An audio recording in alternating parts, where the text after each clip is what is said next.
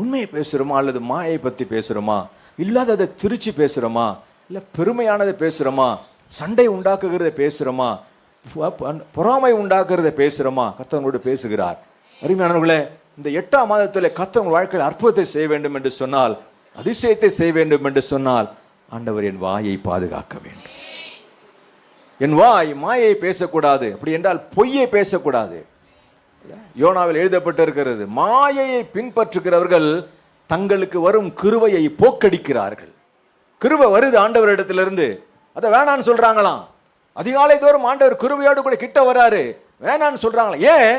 அவர்கள் தங்கள் வாயை மாயைக்கு ஒப்பு கொடுத்து விட்டார்கள்.